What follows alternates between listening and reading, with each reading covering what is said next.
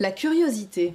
Au sens premier du terme, la curiosité, c'est la qualité de quelqu'un qui a le désir de connaître, de savoir. Pour connaître, on pose des questions, comme le font les journalistes par exemple. Enfin, on a déjà toutes et tous entendu au moins une fois, tu poses trop de questions. Mais par rapport à qui? À quoi? Poser des questions, c'est apprendre à connaître l'autre. Et les jeunes débordent de questions. Encore faut-il leur laisser un espace pour les poser, ces questions. À Bruxelles, de nombreuses initiatives citoyennes créent de tels espaces. Les médias par les jeunes, c'est le thème de ce soir. Bonsoir et bonsoir à mes trois invités. Merci pour votre présence. Noah Boundoula, vous êtes en première année de journalisme à l'IEX et vous proposez sur les réseaux sociaux depuis 2023 des petites vidéos d'actualité, principalement des informations bruxelloises, des formats très courts. Et si on additionne le nombre de personnes qui vous suivent entre Instagram et TikTok, on atteint plus de 50 000 abonnés. Ouais, on voit un peu de fierté là. Vous avez raison. Absolument pas. Non, mais c'est incroyable. C'est pas quelque chose que j'imaginais quand j'ai commencé, en tout cas. Ça, c'est sûr.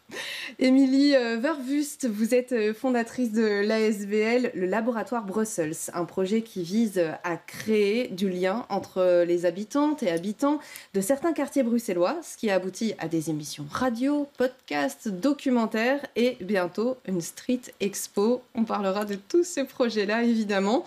Et à vos côtés, Ali El Abouti, vous êtes responsable de l'ASBL, bien ou bien. C'est une maison de jeunes à Molenbeek. C'est bien ça. Parmi les nombreuses activités et voyages humanitaires que vous organisez, il y a 2 projets médiatiques qui ont retenu mon attention. Des interviews réalisées juste avant les élections et un documentaire sur l'immigration dans les années 60 en Belgique. On verra évidemment des petits extraits. Avant de commencer cette émission, je vais faire un petit tour de table avec le mot-clé média. Qu'est-ce que ça vous inspire, Ali? Moi, ça m'inspire l'expression. La parole, ouais. Émilie? Connexion. Moi, je dirais porte-voix. Ok, ouais. On est quand même dans la parole qui circule, évidemment. Noah, on va commencer avec vous et je vous propose tout de suite de découvrir votre travail en images sur les réseaux sociaux. On en parle tout de suite après.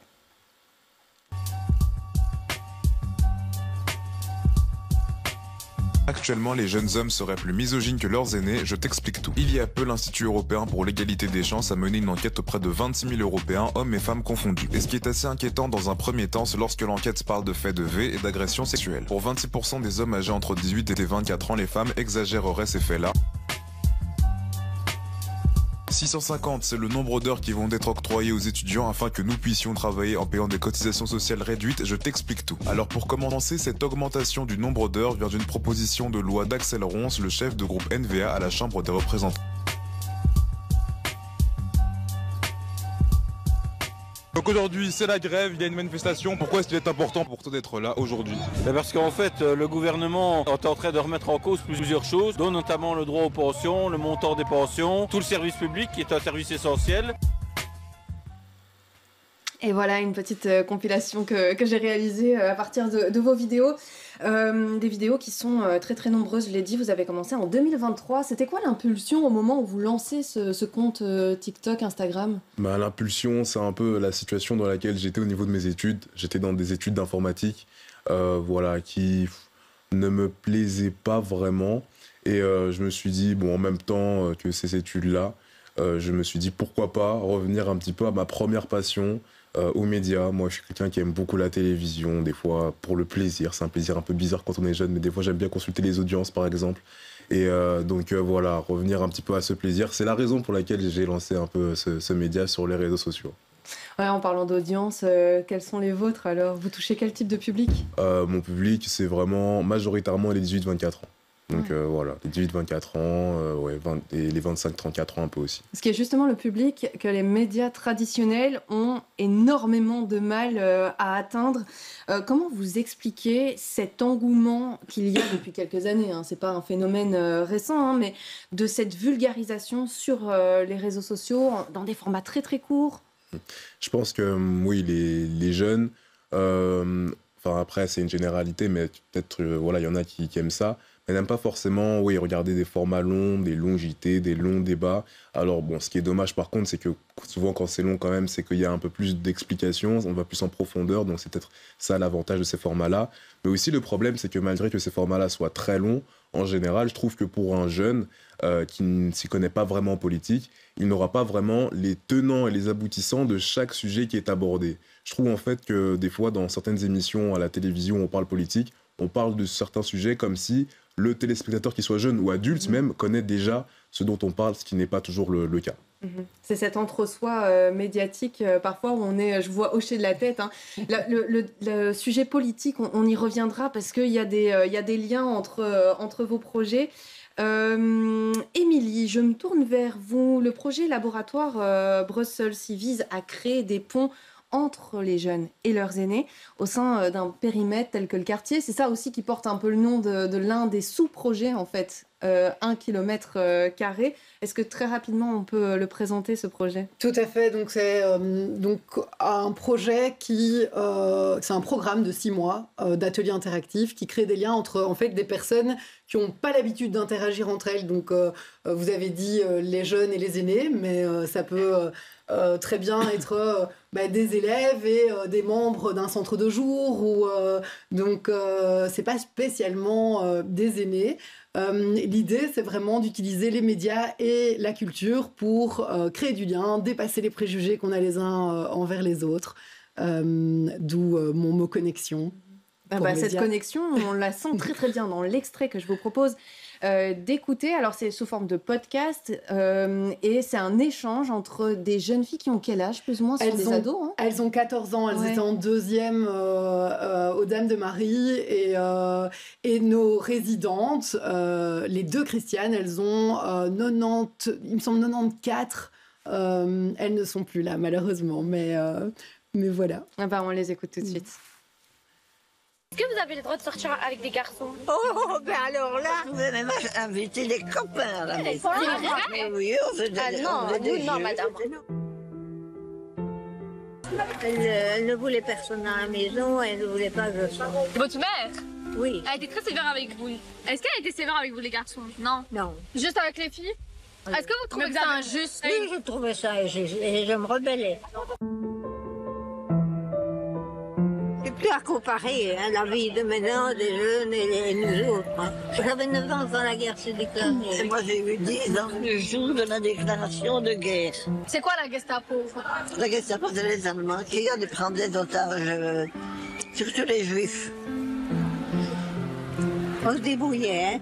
À la campagne surtout. On avait des lapins, on avait des cochons, mais les cochons ne pouvaient pas. Hein. On avait des brebis, des chèvres. Pour avoir quelque chose en supplément. Vous les mangez ? Ah, bien sûr. Oui, il n'y avait pas à manger.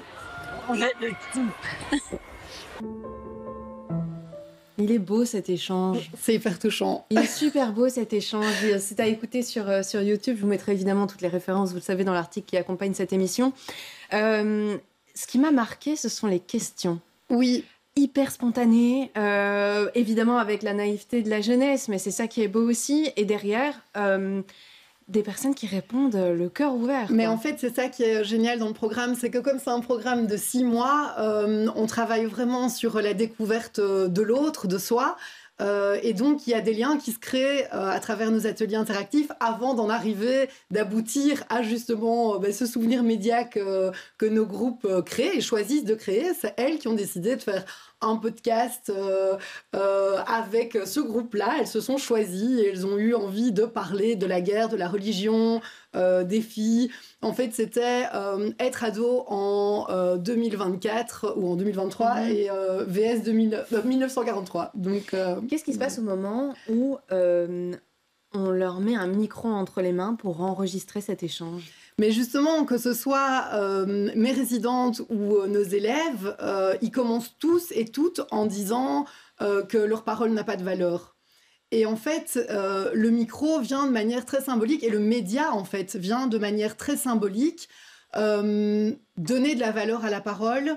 Donc, on parle de liens, de connexions, mais c'est aussi vraiment légitimer la parole et du coup... donner confiance aussi en elle. Donc voilà. Ouais, parce qu'à 14 ans, on peut avoir ce côté un peu timide, cette crainte de s'exprimer. J'imagine, Abby, que ça doit faire écho, là, cette transmission intergénérationnelle, le fait de prendre confiance en soi à travers justement un exercice médiatique.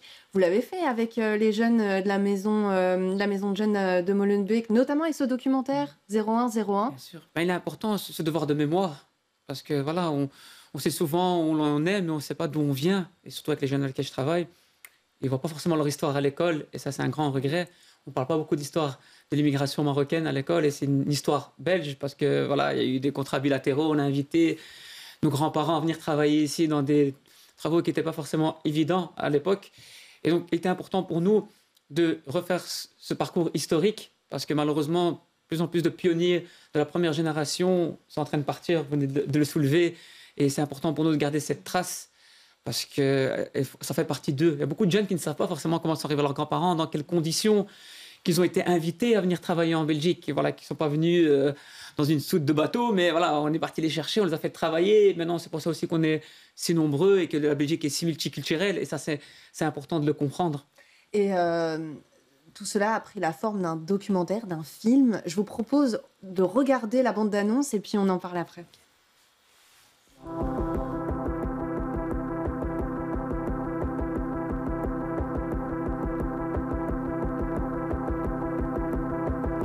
Donc pendant 8 semaines, on va essayer de traiter justement la question des Chibaniers et de la première vague d'immigration. Ici, il n'y a que des Belges. Non mais c'est vrai, vous êtes tous citoyens belges et à un moment donné, encore utiliser le terme d'étranger, ça pose question. Et j'aimerais savoir pourquoi vous posez encore cette question d'étranger. Ah oui, mes attentes, apprendre de nouvelles histoires. Et mes peurs, c'est que certaines personnes âgées refusent de se faire filmer. Pas marocain. Il n'y a pas le Marocain. Il y a plus, c'est plus la même chose. À part les Espagnols, les Italiens un peu. Génération, je crois que je suis la deuxième. Je suis pas sûr. Ce sont des parents qui sont... Nos grands-parents, troisième parents. Non, deuxième, je crois. Deuxième. Ce sont des parents qui sont arrivés en Belgique. Tes grands-parents? Non, j'ai que mon père qui arrive en Belgique. Ton papa, ouais. Ok. C'est ça.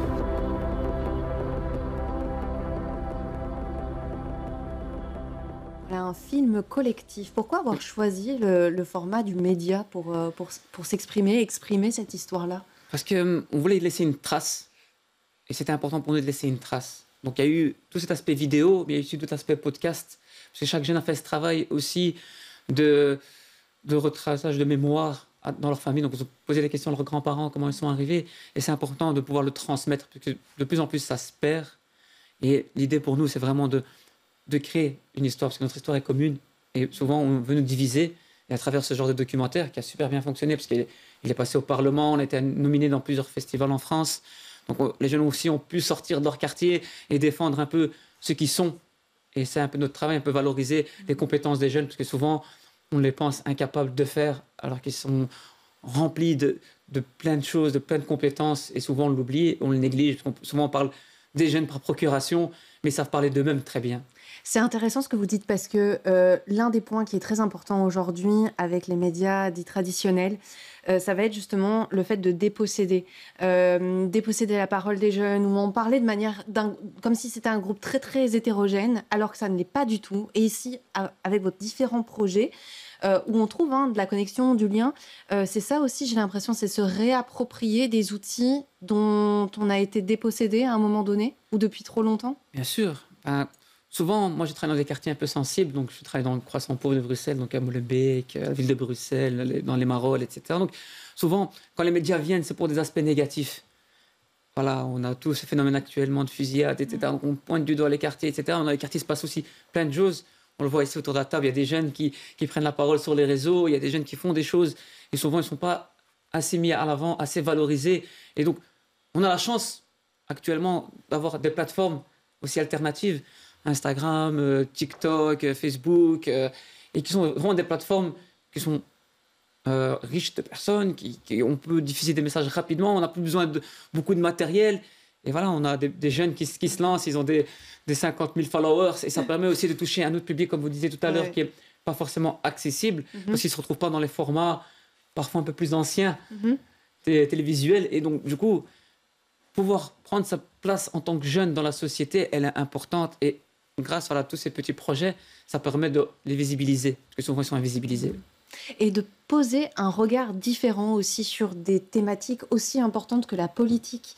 Noah, ce qui est très intéressant, je suis remontée tout en bas de votre fil d'actualité sur Insta, et la toute première vidéo qui a explosé chez vous concernait le vote blanc. Vous étiez à 800 000 vues, et puis avec cette vidéo du vote blanc, presque 70 000 vues atteinte. C'est dire à quel point la politique, oui, intéresse les 18-25 ans, le public cible que vous touchez. Bien sûr. La preuve, du coup, avec cette vidéo, avec le compte en général, en fait, c'est vraiment pendant la période électorale qu'Askip a pris de l'ampleur. Et donc, non, on ne peut pas dire que les jeunes ne s'intéressent pas à la politique. C'est juste que, voilà, les médias traditionnels n'ont pas le format, enfin, n'arrivent pas encore à trouver le format pour leur en parler, quoi, tout simplement. Donc voilà, après, je vois que RTL ou la RTBF font des efforts. Hein. J'ai vu, ils ont fait une émission, Les 109 par exemple, ou RTL qui a fait Pyjama Party aussi. Donc voilà, bon, on ne connaît pas les audiences pour Pyjama Party en tout cas. Mais voilà, ils essayent des choses, mais je pense qu'ils ont encore un peu de travail à faire. Moi, après, je ne veux pas non plus donner de leçons. Hein. Je ne veux pas dire que voilà... Non, mais c'est un constat, hein, Noah. Il n'y a aucun problème. Hein. Je veux dire, les médias galèrent. Les médias galèrent à produire des formats que vous produisez. Je vous propose peut-être de regarder l'une des vidéos qui m'a marquée sur votre compte. Alors, ce n'est pas forcément la plus impressionnante, mais vous allez comprendre tout de suite pourquoi. Il s'agit de la vidéo avec Sophie Wilmès. POV, tu te fais clasher par Sophie Wilmès. Alors, quels sont les objectifs de votre groupe européen au Parlement pour ceux qui n'ont pas suivi votre programme? J'espérais que vous alliez me le dire parce que vous aviez suivi ma campagne, mais manifestement, ce n'est pas le cas.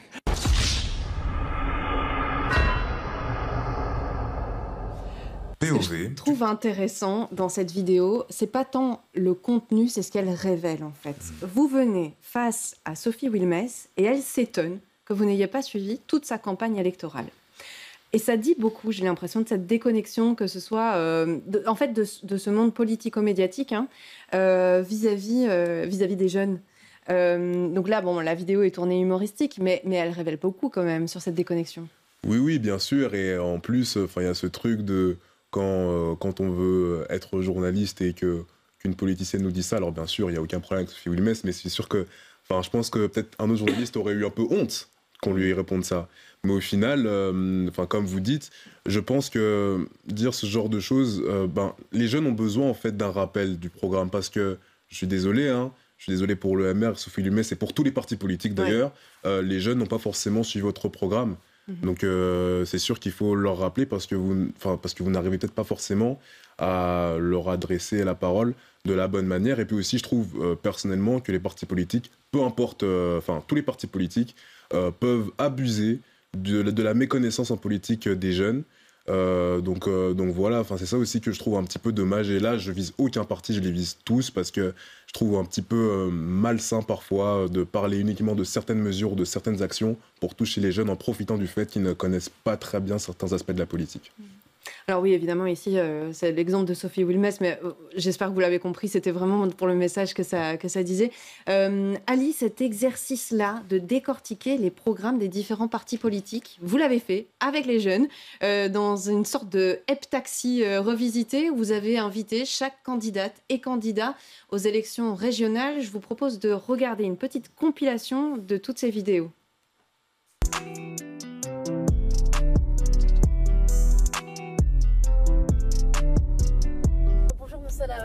Bonjour. Moi, je m'appelle Oucheli Habsam. J'ai 19 ans. Avec les jeunes, on s'est rendu compte qu'on ne connaissait pas les différents partis, ni les différents programmes, etc. Et du coup, c'est une manière de mieux comprendre tout ça pour que nos votes, du coup, ont un sens. Vous pouvez un peu nous décrire ce que c'est que le MR? Oui. Donc, le mouvement réformateur, c'est ce qu'on appelle le parti libéral. Je voudrais savoir la position du parti écolo vis-à-vis des signes convictionnels. Oui. Que ce soit dans la société ou dans le privé. C'est une question qu'on nous renvoie souvent. Le PTB a des belles idées pour les prolétaires, pour le petit peuple, etc. Mais financièrement, comment on fait pour répondre à toutes vos idées? Trouver le budget, parce que déjà on nous dit qu'on n'a plus d'argent dans les caisses de l'État. Donc on veut savoir où vous allez trouver l'argent pour réaliser tous ces projets. Ça fait des années qu'on dit qu'il faut mettre ce qu'on appelle une taxe des millionnaires en place. C'est difficile, mais... Pour les jeunes, on doit comprendre. Hein. Non, on était relax. Ça va, alors. Et vous, si vous deviez changer une seule chose la plus importante pour vous? Moi, c'est l'école. Hein.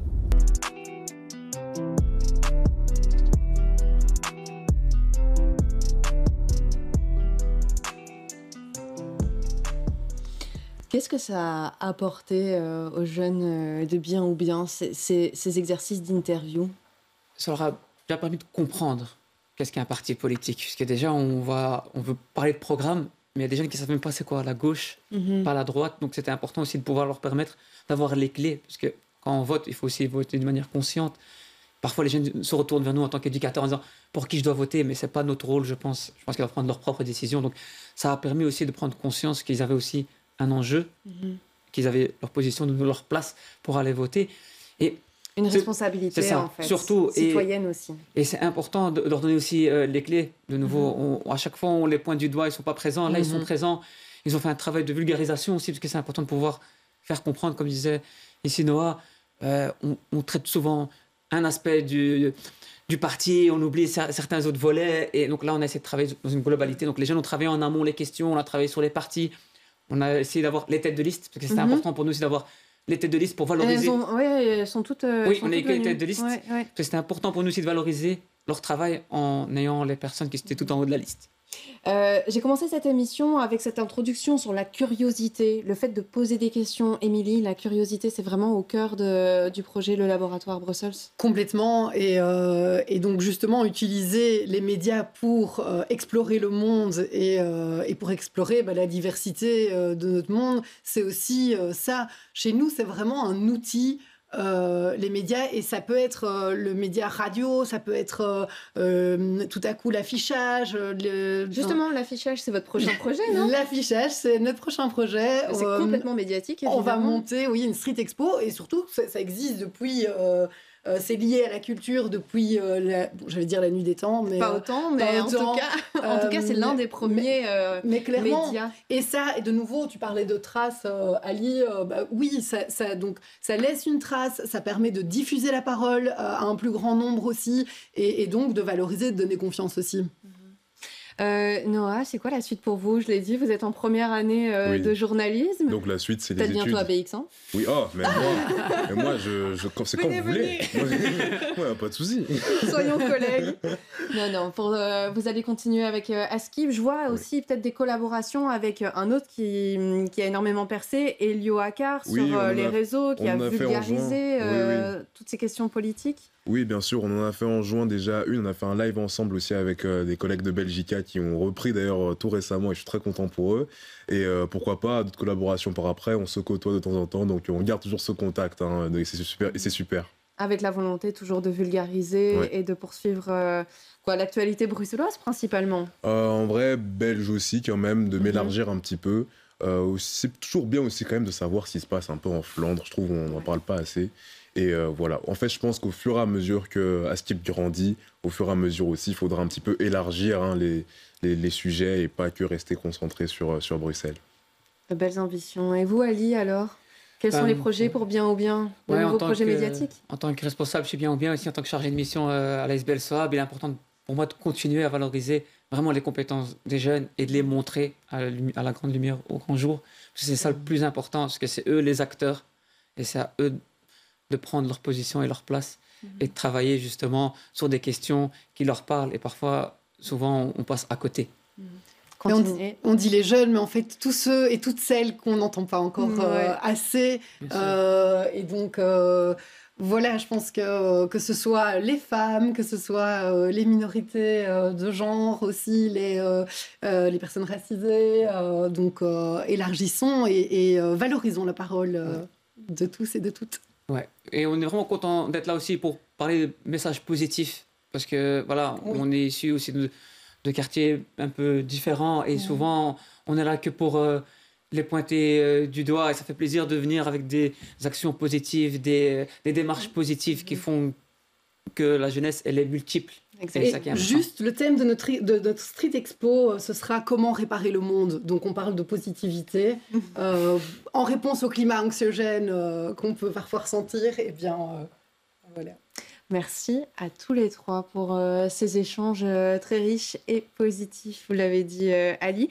Je vous propose, comme d'habitude, de mettre toutes les références, Instagram, YouTube, tout en fait, dans l'article qui accompagne cette émission qui sera à retrouver sur notre site internet bx1.be. C'était un plaisir de vous présenter cette émission. Je vous dis à très vite sur BX1. Salut.